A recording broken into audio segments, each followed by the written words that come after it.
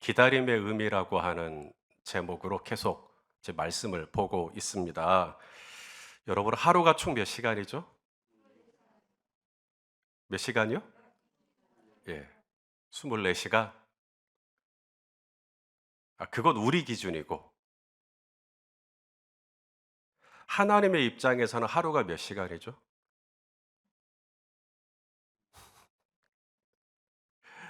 자, 베드로후서 3장 8절입니다. 읽어 보시죠. 시작.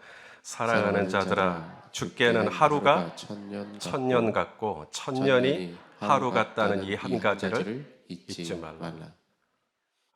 우리 시간으로는 하루가 24시간인데 하나님의 시각에서는 하루가 몇 시간이에요? 천년이 될 수도 있어요. 천년이 걸려야 하는 일을 하나님이 하시려고 하면 하루 만에 하실 수도 있습니다.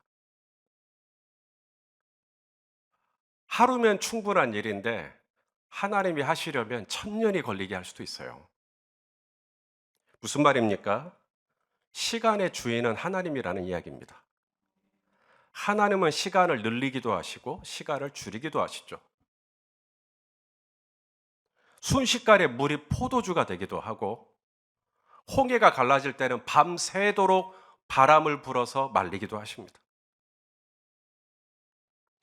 일전에 책을 한 권 샀어요. 제목이 너무 좋더라고요. 시간의 마스터. 우리 윤장원 집사님은 시간의 마스터세요? 아니세요? 우리 임병희 집사님은 어떠세요? 시간 마스터 하셨어요? 저도 딱 그렇게 생각을 했어요. 시간의 마스터라고 해가지고 평소에 계획 세우고 이런 꼼꼼함이 저에게 좀 부족하거든요. 그래서 야, 내가 이 책을 읽으면 이제 계획도 잘 세우고 시간을 잘 마스터할 수 있겠구나. 그리고 딱 저 책을 샀는데 책을 읽어보니까 전혀 다른 내용이에요. 여기서 말하는 마스터는 어떤 분야에 숙련된 마스터를 의미하는 게 아닙니다. 여기서 말하는 마스터는 주인을 이야기해요.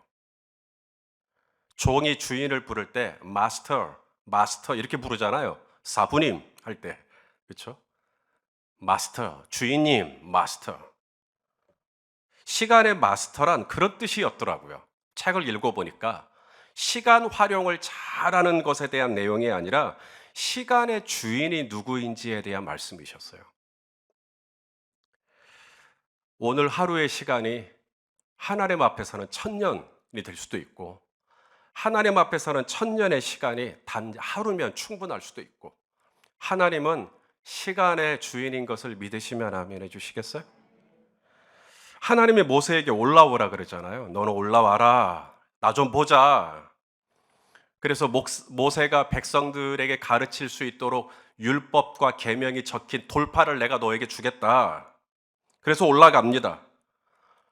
잔뜩 기대감을 가지고 하나님 만날 것을 생각하면서 올라갔는데 막상 모세 앞에 펼쳐진 건 짙은 안개였다는 거죠. 구름. 이게 내일 거칠지 모레 거칠지 도무지 감을 잡을 수가 없어요. 정말 하루가 천년같이 느껴지는 시간들 아니셨을까요? 왜 이렇게 시간이 더디 가는지. 빨리빨리 이 시간들이 좀 지나고 하나님이 짠 하고 나타나면 얼마나 좋을까. 그런데 하나님이 그 끝을 알 수 없는 그 시간 속에서 하나님이 아무것도 하지 않으신 게 아니라 하나님이 뭔가를 하고 계셨다는 거예요. 바로 돌판에다가 말씀을 새기고 있었다는 거죠. 나는 짙은 안개 때문에 그게 안 보여요. 그런데 하나님은 분명 일하고 계셔요. 지난주에 김사무엘, 이번 주죠. 이번 주. 김사무엘 목사님 말씀 우리 성도님들 잘 받으셨어요? 가장 기억에 남는 말씀이 뭔가요? 뭐 여러 가지가 있겠지만 어떤 사건을 두고 내 관점에서 해석하기보다는 누구의 관점으로 해석해야 돼요? 하나님의 관점으로 해석을 해야 한다는 거예요. 하나님의 관점으로 사건을 해석하는 것을 일컬어 김사무엘 목사님이 어떤 표현을 썼죠? 구속사적 해석. 들어봤어요? 예, 구속사적 해석. 여러분, 구속사적 해석이라고 해서 저는 순간 우리 성도들 저 말을 이해하실까? 구속사적 해석이란 다른 게 아닙니다. 따라서 하실래요? 하나님께서 뭔가 뜻이 있을 거다. 그게 구속사적 해석이에요. 형들이 왜 나를 팔았지? 내 해석으로 보면 형들 죽일 놈이에요. 근데 구속사적으로 보면 하나님이 뭔가 여기에 뜻이 있다. 뜻이 있었죠. 요셉을 애굽으로 노예로 팔려가게 하신 것도 하나님의 뜻이고, 보디발의 집에 가게 하신 것도 하나님의 뜻이고, 또 감옥에 가게 하신 것도 하나님의 뜻이고, 거기서 술 맡은 관원장을 만나게 하신 것도 하나님의 뜻이고, 뭔가 하나님의 뜻이 다 있었어요. 그런데 이걸 모르면, 이 구속사적 해석을 못하면 우리는 계속 원망만 하죠. 사람을 원망한단 말이죠. 짙은 안개가 끼어 있어요. 근데 구속사적으로 해석해야 돼요. 하나님이 뭔가 일하고 계실 거다. 여보, 하나님이 뭔가 우리 가정을 위해서 일하고 계실 거야. 하나님이 분명히, 우리는 지금 이 짙은 안개 때문에 아무것도 안 보이지만, 우리 이옥희 권사님 듣고 계시죠? 하나님이 우리 이옥희 권사님 가정을 위해서 뭔가 지금 일을 하고 있다 이 말입니다. 뭔가 준비하고 있어요. 이것이 구속사적인 해석이에요. 제가 방금 이옥희 권사님 뭐라 했다고, 이옥희 권사님이 졸고 있었다가 그거 아닙니다. 지금 잘 계셔요. 예. 근데 문득 제 눈이 딱 마주쳤는데 하나님이 그 말씀을 하라는 것 같아서, 하나님이 뭔가 하고 계셔요 지금. 여러분, 이 해석을, 이 관점을 놓치지 마시기를 축복합니다. 그냥 내가 교회에서 부목사로 일하다가 갑자기 잘렸다, 입장이 이해가 안 되죠. 근데 구속사적으로 보는 거예요. 하나님이 뭔가 일하실 게 있나 보다. 1956년에 에콰도르에 있는 식인족, 1956년이니까 굉장히 오래됐죠. 에콰도르에 있는 식인종, 그 아우카 부족에게 복음을 전하러 갔던 전도 유망한 젊은 청년 5명이 있었어요. 이들은 미국의 명문대학교죠. 휘튼 대학교 출신들이었어요. 그런데 이들이 아우카 부족에게, 이 식인종에게 복음을 전하겠다고 이 젊은 이 사람들이 경비행기를 타고 갔네요. 에콰도르로, 그 아마존에. 그래서 아우카족을 만났어요. 만나자마자 창에 찔려서 5명이 다 죽었어요. 그들의 왼쪽 주머니 안에는 비상시에 사용할 수 있는 권총이 있었어요. 하지만 끝까지 권총을 사용하지 않았어요. 자신을 향해 창을 찔러대는 부족들에게 그대로 자신의 몸을 줬어요. 그렇게 끝나버렸어요. 땅에 밟자마자 복음을 전하겠다고 복음의 복자도 전하지 못하고 이 5명의 전도 유망한 젊은이들이 그 자리에서 직사했어요. 이것을 어떻게 해석하시겠어요? 그동안 이 청년들이 이 아우카 부족들을 만나기 위해서 얼마나 준비했는데, 얼마나 많은 것들을 포기했는데, 이 아우카 부족의 언어도 익히려고 노력했고, 아우카 부족 만나면 이렇게 복음을 시작해야지 얼마나 기도로 준비하면서 애썼을 텐데, 막상 딱 만나자마자 위협을 느낀 이 원주민들이 그 날카로운 창을 가지고 막 몸을 찔러대는데 이걸 어떻게 해요? 분명 뭔가 잘못된 것 같죠. 누군가는 이 젊은이들의 죽음을 두고 대놓고 낭비라 그랬어. 낭비. 얼마나 낭비냐는 거예요. 이 엄청난 자원을 다 낭비해버린 거라는 거예요. 너무 섣불렀다. 너무 지혜가 모자랐다. 너무 무모했다. 누군가는 이 젊은이들을 그렇게 탓합니다. 그렇게 해석하는 것이죠. 이 5명의 젊은 청년 중에 지금 제일 가운데 있는 사람 아마 들어보셨을 거예요. 짐 엘리엇이라고 하는 청년입니다. 이 짐 엘리엇은 당시 결혼을 했어요. 그래서 부인을 놔두고 친구들하고 같이 5명이 먼저 들어갔는데 그 자리에서 죽은 겁니다. 장례식을 했죠. 많은 분들이 이 젊은 미망인 짐 엘리엇의 부인 엘리자베스 엘리엇, 자매를 위로하기 위해 장례식장을 찾았어요. 미국은 장례 문화가 추도하는 문화잖아요.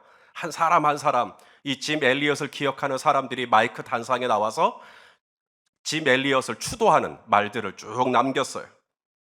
많은 말씀들이 이어지고 마지막 이제 엘리자베스, 짐 엘리엇의 부인 엘리자베스 엘리엇이 단상에 섰어요.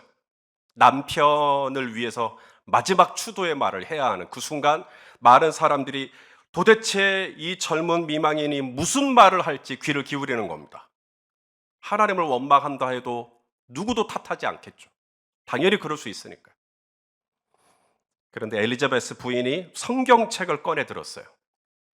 이 원주민들을 만나서 복음의 복자도 꺼내지 못하고 허무하게 인생을 마감한 자신의 남편이 시신이 누워있는 관을 앞에 두고 엘리자베스 부인은 시편 119편 75절 말씀을 문상객들에게 낭독을 했습니다. 여호와여 내가 알거니와 주의 심판은 의로우시고 주께서 나를 괴롭게 하심은 성실하심 때문입니다. 우리말로 번역된 게 잠깐 감이 좀 안 오실 거예요. 제가 다시 번역을 했어요. 제 언어로 번역을 했어요. 하나님은 옳습니다. 하나님은 항상 옳습니다. 하나님의 판단은 틀림이 없습니다. 하나님의 판단은 저보다 옳습니다. 지금 저는 괴롭습니다. 지금 저는 고통스럽습니다. 지금 저는 혼란스럽습니다. 저는 지금 외롭습니다. 남편이 그립습니다. 하지만 이 모든 시간 또한 하나님께서 분명 뜻이 계셔서 그 성실하신 뜻을 따라 제 삶에 이루어진 일인 줄로 제가 믿습니다. 라는 고백이에요. 이후의 스토리를 혹시 아실까요? 엘리자베스 엘리엇 부인이 다시 그 아우카 부족에게 갑니다. 이 아마존 지역에서 가장 폭력적인 부족으로 알려진 이 아우카 부족이 의외로 한 가지가 있었는데 여성에게는 관대해요. 그래서 엘리자베스 엘리엇이 그 부족에게 가서 같이 지내요. 거기서 아들도 낳고, 짐 엘리엇의 아들. 그리고 복음을 전합니다. 자신의 남편을 창으로 찔렀던 그 청년에게 복음을 전해요. 그리고 그 청년이 회심하죠. 신학을 합니다. 목사가 돼요. 예수님이 이렇게 말씀하셨습니다. 요한복음 13장 7절입니다. 읽어보시죠. 시작. 예수께서 대답하여 이르시되 내가 하는 것을 우리 주님이 지금 하시는 일을 네가 지금은 알지 못하나. 내가 뭔가 하고 있는데 너는 지금은 모른다는 거예요. 하나님이 뭔가를 하고 있어요. 너는 지금은 모른다. 죽었다 깨어나도 모른다. 하지만 이후에는 이게 얼마나 걸릴지는 모르겠어요. 내일이면 깨닫게 될지, 모레면 깨닫게 될지, 아니면 10년 후에나 깨닫게 될지, 이후에는 알리라. 지금은 알아요? 몰라요? 몰라요. 그러니까 원망해요. 모르니까요. 하나님 아파요. 하나님 괴로워요. 하나님 왜 그렇게 내 인생은 꼬여요? 하나님 왜 이렇게 내 인생은 막혀요? 지금은 몰라요. 그 짙은 안개가 언제 거칠지, 그 끝을 알 수 없는 터널이 언제쯤 끝날지, 왜 복음의 복자도 전하지 못하고 내 남편이 허무하게 인생을 마감해야 했는지 난 모르겠어요. 왜 우리 엄마에게 그런 일이 일어났는지, 왜 내 남편에게 그런 일이 일어났는지 난 잘 모르겠어요. 왜 그렇게 신실하신 우리 집사님이, 우리 권사님이 그런 일을 겪어야 하는지 저는 잘 모르겠어요. 근데 주님이 분명히 말씀하셨어요. 손 목사야, 나중엔 알게 될 거야. 저는 그날이 오리라고 믿습니다. 주께서 이 모든 것을 알게 하여 주실 때까지 하나님의 하시는 일은 신비 안에 갇혀 있습니다. 아무도 몰라요. 다만 저와 여러분은 믿음으로 하나님의 구속사적인 뜻, 하나님이 뭔가 이 일에 하나님의 선하신 뜻이 있을 것이다라고 하는 신뢰만 우리가 가지고 있을 뿐이에요. 그 신뢰로 오늘 이 3일밤 예배에도 이 말씀의 자리 앞에 여러분들이 앉아 있다고 저는 생각해요. 이미 짙은 구름이 다 거친 건 아니지만 여전히 내 삶의 터널은 지속되고 있지만 하나님께서 분명히 이 일 안에 뭔가 하나님의 선하신 뜻이 있을 줄로 알고 오늘도 그 믿음으로, 그 신랄 같은 믿음, 그 아슬아슬한 믿음이지만 그래도 우리 주님 꽉 붙들고 오늘도 이 예배의 자리에 나오신 우리 성도님들을 격려하고 싶습니다. 자, 그런데 뭐 하고 계시지 하나님이 지금? 이 기다림의 시간 동안 What God is doing. 하나님 지금 뭐 하고 계시지? 자, 힌트를 몇 개 찾을 수가 있어요. 오늘 본문을 통해. 첫째가 뭐냐면 뭔지는 모르지만 하나님이 이 시간에 돌판에다가 하나님의 말씀을 새기셨듯이 예수님이 오신 이후 새 언약의 시대를 살아가는 저와 여러분에게는 돌판이 아니라 어디에다가 말씀을 새겨요? 우리의 마음판에다가. 뭔지는 모르지만 하나님이 지금 이 시간들을 통하여, 이 막막한 기다림의 시간들을 통하여 하나님이 어떤 분인지를 내 마음판에 새겨 주실 거야. 이걸 믿는 거예요.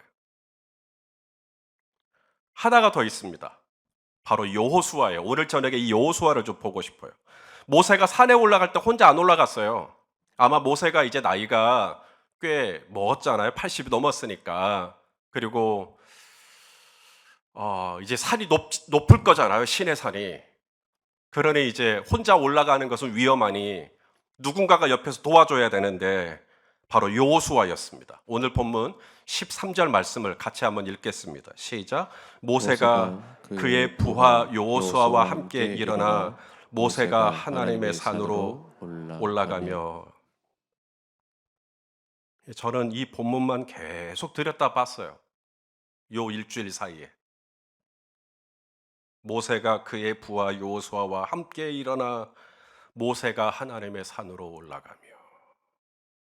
자, 모세와 여호수아와의 관계를 설명하죠. 자, 여호수아가 모세의 뭐였대요?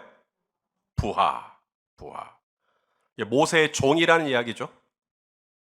영어 성경에도 NASB를 비롯해서 많은 영어 성경에도 servant라고 단어가 나옵니다. 종이란 얘기예요. 그래서 여호수아는 모세의 종이라는 뜻이죠. 공동 번역에도 보니까 모세의 시종 여호수아. 틀린 번역 아니에요. 바른 성경에서도 모세의 보좌관, 어시스턴트, 모세의 보좌관 이렇게 번역을 하고 있습니다. 여기까지만 보면 모세하고 여호수아와의 관계가 상하, 주종 관계처럼 보여요. 모세가 상관이고 여호수아는 그 밑에 부하고 뭔가 이런 느낌으로 보인단 말입니다. 부하라고 했기 때문에. 우리말로 번역된 이 부하라고 하는 이 단어가 히브리어로 영어로 제가 써놨지만 사랏이라는 단어입니다. 이건 조금 달라요. 이게 서비스라는 뜻입니다. 무슨 말이냐면 여호수아가 모세보다 아랫사람이기 때문에 모세가 상관이고 자기는 부하니까 어쩔 수 없이 나는 가기 싫은데 그냥 갔다는 뜻이 아니라 서비스요. 여호수아가 모세를 서비스하려고 갔다는 이야기예요. 자, 모세가 밝혔겠죠. 저 산에 올라가야겠습니다. 하나님이 저 올라오래요. 그러자 사람들이 혼자 올라가시게요. 하나님이 저만 올라오래요. 그때 여호수아가 손을 들었다는 얘기죠. 제가 같이 가겠습니다.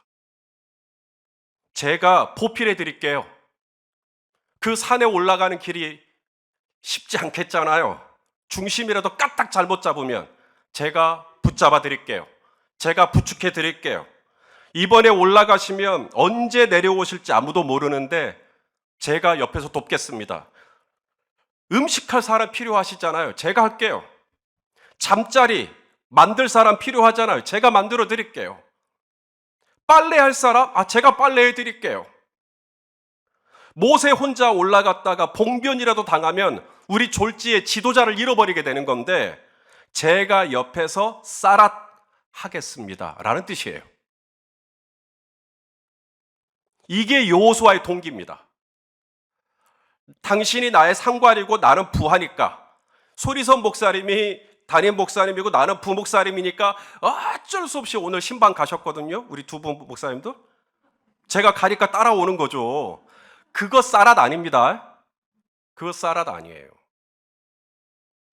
여호수아는 정말 모세를 아껴요. 여호수아는 모세를 위하는 마음이에요. 모세를 돕고 싶은 거예요. 모세와 함께하고 싶은 거예요. 그런 마음으로 모세 옆을 지켰을 뿐인데, 하나님은 이런 여호수아를 모세의 다음 지도자가 되게 하시죠. 여호수아는 몰랐을 거예요. 내가 모세를 쌀앗하는 이 시간이 하나님의 나를 이스라엘의 지도자로 준비시키는 시간인 줄을 꿈에도 몰랐을 겁니다. 모세와 함께 이제 산꼭대기에 올라갔어요. 모세의 거친 호흡이 옆에서 들려옵니다. 한데 짙은 안개만 내리쬐는 거예요. 모세 선생님, 안개가 굉장히 짙은데요. 이게 왜 안 거치는지 모르겠습니다. 다음 날 안 거쳐요. 그 다음 날 또 안 거쳐요.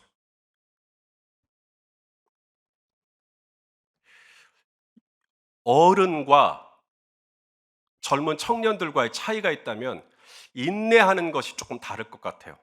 모세는 짙은 안개 속에서 하나님의 콜링을 기다리는 것이 어느 정도 익숙해 있어요. 근데 여호수아는 젊잖아요. 팔팔하단 말이죠. 그 시간이 정말 지루했을 수도 있어요. 도대체 언제 하나님이 올라오라고 하신 거 맞긴 맞아요? 약간 그 마음속에 짜증이 일어난다거나 약간 좀 조바심이 일어난다거나 그랬을지도 모르겠어요. 하지만 그 시간, 모세도 인내하지만 여호수아도 함께 인내하는 그 시간이 하나님이 여호수아로 하여금 이스라엘의 차세대 지도자로 만드시는 준비 과정, 준비의 시간. 여호수아는 꿈에도 몰랐을 거예요. 하지만 이 시간들이 허비가 아니라, 낭비가 아니라 여호수아로 하여금 모세의 뒤를 이어 이스라엘 공동체를 책임질 엄청난 리더의 자리로 하나님이 준비시키시는 시간이었다는 거예요. 나중에 산에서 같이 내려와요, 모세하고. 그리고 산에서 하나님이 보여주신 그 식양대로 성막을 만들어요. 하나님의 임재가 있는, 하나님을 만난다 해서 또 회막이라고도 하고 성막이라고도 하고. 그래서 모세가 이 성막의 회막에서 기도를 하고 가요. 근데 여호수아는 계속 거기 머물렀다는 거예요. 우리 출애굽기 33장 11절을 같이 보겠습니다. 시작. 사람이 자기의 친구와 이야기함 같이 여호와께서는 모세와 대면하여 말씀하시며, 모세는 기도 끝나고 진으로 돌아갔어요. 하나님하고 친구랑 말하는 것처럼 했다는 게 기도했다는 얘기죠. 마치 친구랑 얘기하는 것처럼 막 기도했다는 얘기예요. 기도 끝나고 진으로 돌아갔어요. 근데 여호수아는 어때요? 안 돌아가고 계속 하나님의 임재 앞에 머물러 있는 겁니다. 그래서 이때 산에서의 경험이 여호수아에게 굉장히 중요한 겁니다. 하나님을 기다리는 법, 하나님의 임재를 누리는 법. 40주 40야를 함께 있었잖아요, 여호수아가. 그걸 그때 안 거예요. 하나님하고 있는 게 얼마나 좋은 건지를, 기도하는 그 시간이 얼마나 좋은 건지를. 그 시간이 하나님은 여호수아를 구비시키는 시간이었어요. 여호수아를 준비시키는 시간이었어요. 여호수아가 앞으로 하나님이 여호수아에게 맡기고자 하는 일이 많아요. 커요. 모세는 가나안에 못 들어가잖아요. 여호수아가 들어가지. 그 원주민들을 상대로 여호수아가 앞으로 해야 할 일이 많은데, 이 엄청난 일들을 감당함에 있어서 하나님은 여호수아로 하여금 하나님의 말씀 앞에, 기도 앞에 머무르는 것을 훈련시킵니다. 그리고 그 시간들이 지나갔을 때 여호수아는 모세보다 더 회막에 있기를 즐거워하는 자가 되고, 마침내 하나님은 여호수아에게 기름을 붓고 이스라엘의 지도자가 되게 하시죠. 성도 여러분, 누군가 그런 말을 했어요. 한 해의 계획은, 1년의 계획은 곡식을 심는 일만한 게 없고, 10년의 계획은 나무를 심는 일만한 게 없고, 평생의 계획은 사람을 양성하는 일만한 게 없다. 밤나무에서 밤을 얻으려면 몇 년을 기다려야 되는 줄 아십니까? 3년이랍니다. 감나무에서 감을 얻으려면 8년을 기다려야 한답니다.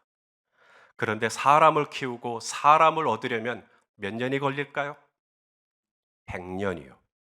그래서 교육이 100년지대계라는 말이 나온 겁니다. 이게 기다림의 의미예요. 기다리는 시간의 낭비가 아니라 그 짙은 기다림 속에서 여호수아가 만들어져 가는 거예요. 하나님은 왜 이런 시간을 주십니까? 하나님 왜 나에게 이런 안개를 주십니까? 왜 제 길을 막습니까? 그런데 하나님은 그 시간을 통하여 여호수아를 구비시키듯 저와 우리 성도님들을 준비시키는 시간일 수도 있어요. 우리는 지금은 몰라요. 하나님이 가지고 있는 빅 픽처, 큰 그림이 뭔지 몰라요. 하나님은 아시죠? 애굽의 바로의 궁전에서 40년을 보냈을 때 모세는 자신이 충분히 이스라엘을 구원할 자격이 된다고 생각을 했어요. 하지만 하나님의 생각은 달랐죠. 시간이 더 필요했습니다. 결국 모세는 실패했고 미디안 광야로 쫓겨나 한 번도 생각해 본 적이 없는 양의 똥을 치우는 목동이 됐어요. 하루나 이틀이면 되겠지. 1년이나 2년이면 되겠지. 군대도 길어야 3년이겠지. 이게 웬걸 40년이요. 내가 애굽에서 배운 그 무수한 교육이 얼마이며 내가 애굽에서 받은 이 지식이 얼마이며 근데 내가 여기서 지금 광야에서 뭐 하고 있는 거야? 이거 낭비지. 이거 허비지. 이거 소모하는 거지. 이거 말도 안 되는 거지. 나 벌써 80이 돼 버렸네. 끝났네. 끝난 게 아니었어요. 하나님은 그 무수한 기다림의 시간 속에서 모세를 그 온유함이 지면에 있는 모든 사람보다 승하도록 만드시고 계셨어요. 준비하고 계셨어요. 하나님은 40년 전이나 40년 후나 모세가 이 땅에 응애하고 태어날 때부터 그를 위한 계획이 있었어요. 모세라고 하는 이름이 물에서 건짐을 받다 라는 뜻으로 지어지기 전부터 하나님은 모세를 통해 아브라함과 이삭과 야곱에게 하셨던 약속의 땅으로 이 백성을 드리겠다고 하는 이 비전을 모세를 통해 성취할 것을 하나님은 진즉 품고 계셨고 언제고 그 일을 할 타이밍을 기다리고 마침내 80년이 되었을 때 타지 않는 풀무불, 꺼지지 않는 풀무불 속에서 가시떨기 속에서 이제 모세를 콜링하신 겁니다. 사랑하시는 성도 여러분, 이게 기다림의 의미예요. 예수 안에서, 그리스도 예수 안에서 누구든지 헛된 시간이란 없다는 것을 아실 수 있기를 바랍니다. 낭비 없어요. 당신 지금 이렇게 허비하면 어떡해? 우리 눈에는 허비처럼 보여요. 우리가 볼 때는 낭비처럼 보여요. 그게 뭐야? 복음의 복자도 말하지 못하고 그냥 아우카 부족에게 창에 찔려 죽은 게 그게 무슨 하나님의 일이야? 쉽지만 하나님은 성실하게 일하고 계십니다. 하나님은 지금도 내 아들 안에서 우리 성도님들의 자녀들 안에서 지금도 하나님은 성실하게 일하고 계십니다.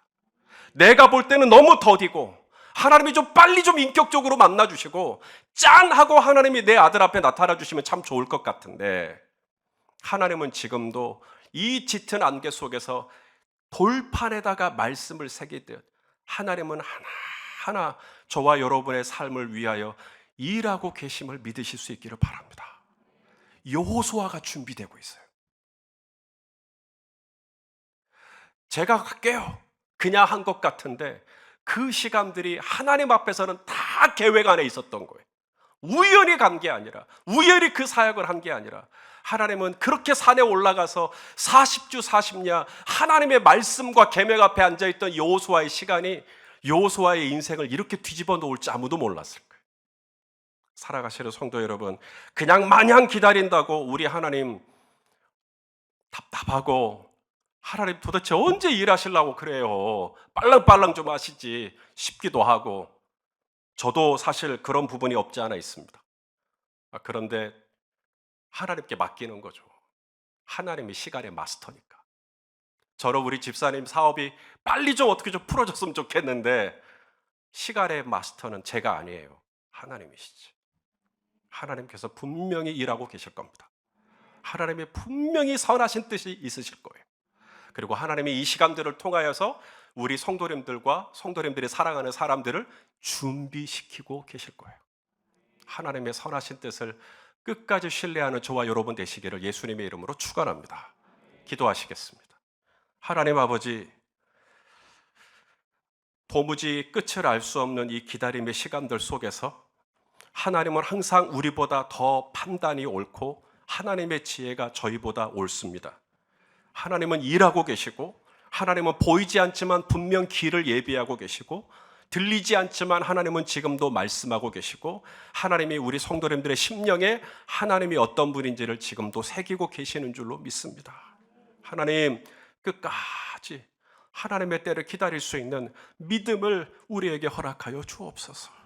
우리 성도님들이 하나님의 일하심을 볼 때까지 주여 이 기다림의 시간들 속에서 제발 믿음이 떨어지지 않도록 붙잡아 주시옵소서.